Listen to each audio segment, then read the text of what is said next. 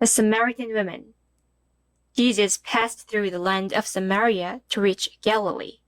Given the norms of the time, Jews would typically avoid setting foot in Samaritan towns, as they refrained from associating with the Samaritans. John chapter 4, verses 4 and 9.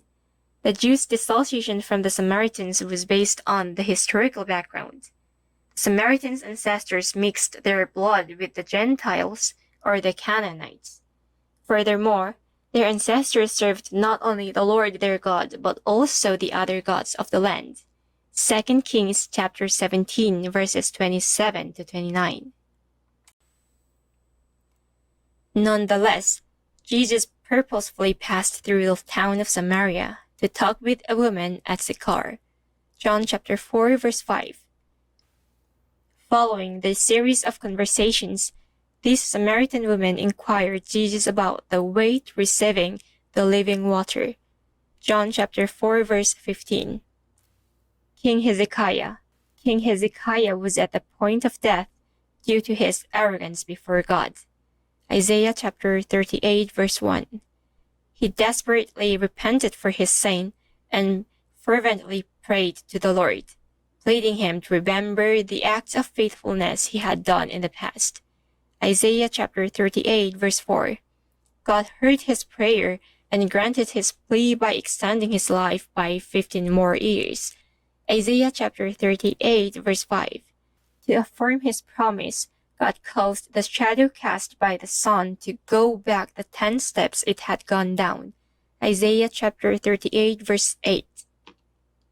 Despite his physical healing, Hezekiah did not cease to pray. Now, with his body healed, he prayed earnestly for the restoration of his soul. Isaiah chapter 38, verses 15 to 17. Conclusion. Jesus loves us more than we love ourselves.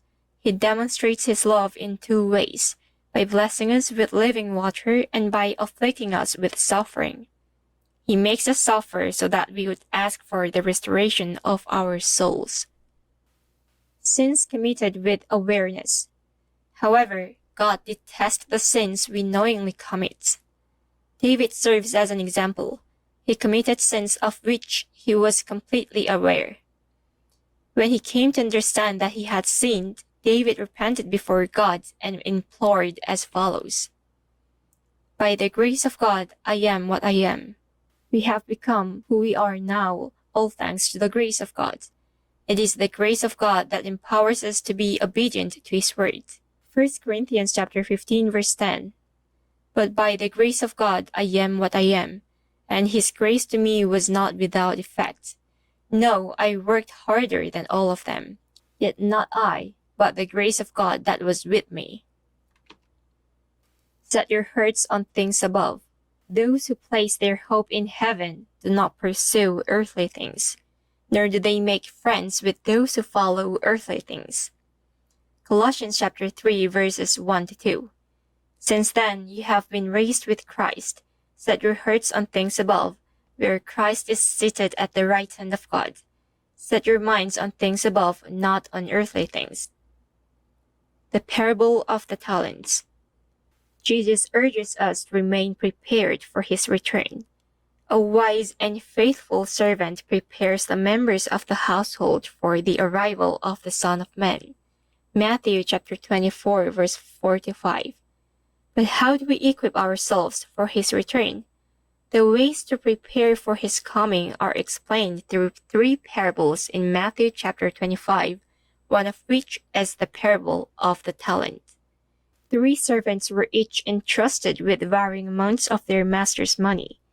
One received 5 talents, another 2, and the last 1 talent. Matthew chapter 25, verses 15 to 16. The servants who received 5 talents and 2 talents respectively put their money to work and gained more talents. Matthew chapter 25, verses 16 to 17. On the other hand, the servant who was given a single talent dug a hole in the ground and hid his master's money. Matthew chapter 25, verse 18. This parable talks about how we should use our wealth. God gives us wealth so that we would use it to serve him. When the Israelites were led out of Egypt, they were given everything they asked from the Egyptians. Exodus chapter 12 verses 35 to 36. In the same way, God has provided us with the ability to acquire wealth. Hence, we serve the Lord our God not only with our bodies, but also with our material possessions. Therefore, in the parable of the talents, the two servants who gained more talents are the ones who have used their money in serving the Lord. On the other hand, the servant who hid his talents in the ground is the one who has used the money solely for his own good. Luke chapter 16 verse 2. Give an account of your management, because you cannot be manager any longer.